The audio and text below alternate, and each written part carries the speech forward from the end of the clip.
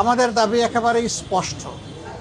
যারা এইভাবে আত্মস্বীকৃত দর্শনকারী এবং হত্যাকারী, এদের বিচার লম্বা হওয়া মানেই হলো এদেরকে সহযোগিতা করা।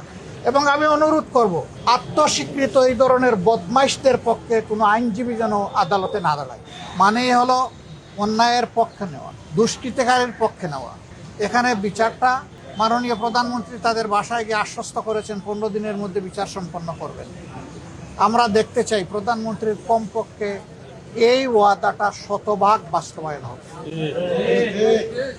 এবং এটি যদি বাস্তবায়ন হয়, সারা বাংলাদেশের 18 কোটি মানুষ খুশি হবে, ওনার জন্য দোয়া করবে। আমরা ওনার জন্য দোয়া করতে চাই, দেখতে চাই 15 দিনে এই বিচার সম্পন্ন হবে। এবং আমি পার্সোনালি বিশ্বাস করি, যদি বিচার বিভাগ সঠিকভাবে এই কাজ করে, সিরিয়াসলি করে, তাইলে 15 দিন মানে 15 কর্মদিবসের মধ্যে এটি সম্ভব। অন্তত বিচারিক আদালতের কার্যক্রম সম্পন্ন করা সম্ভব। তারপরে দ্রুততম সময়ের মধ্যে এই রায়কে কার্যকর করার জন্য হাইকোর্টে পাঠাতে হবে। ওইটাও যদি সিনসিয়ারিটি থাকে, উদাহরণ সৃষ্টির জন্য, ওইটাও 1 মাসের মধ্যে হয়তো বা সম্পন্ন করা সম্ভব।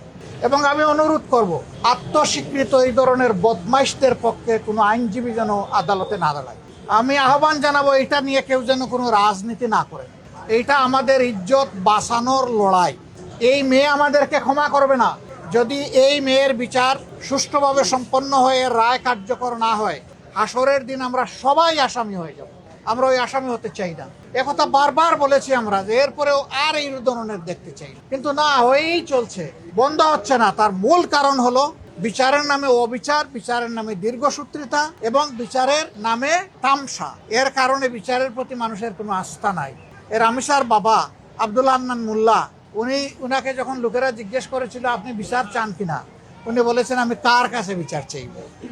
আমরা বিচারের প্রতি এই যে অনাস্থা তৈরি হয়েছে বিভিন্ন ধরনের হস্তক্ষেপের কারণে, আমরা চাই অনাস্থার সংস্কৃতি থেকে বিচার বিভাগ বের হয়ে আসুক। বিচার বিভাগ 100 বার স্বাধীন হোক এবং 100 ভাগ স্বাধীনতা নিয়ে তারা বিচার করুক, ন্যায় বিচার করুক।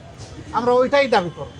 আমরা সারা বাংলাদেশের জনগণের পক্ষ থেকে এই দাবি জানাই যে রামিসার এই বিচার অতি দ্রুত সম্পন্ন করে, যেহেতু সে স্বীকার করে নিয়েছে এবং এইখানে অন্য কোনো আলামতের প্রয়োজন নেই। আলামত একদম স্পষ্ট, সে এবং তার স্ত্রী এখান থেকে কোনোভাবেই রক্ষা পেতে পারে না।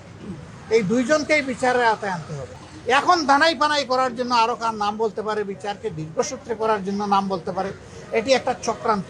কোনো শয়তান হয়তো এগুলো শিখাইও দিতে পারে। আমরা ওই সমস্ত বিচার নিয়ে, রামিসার বিচার নিয়ে কোনো তামসা করা হোক, এটা আমরা চাই।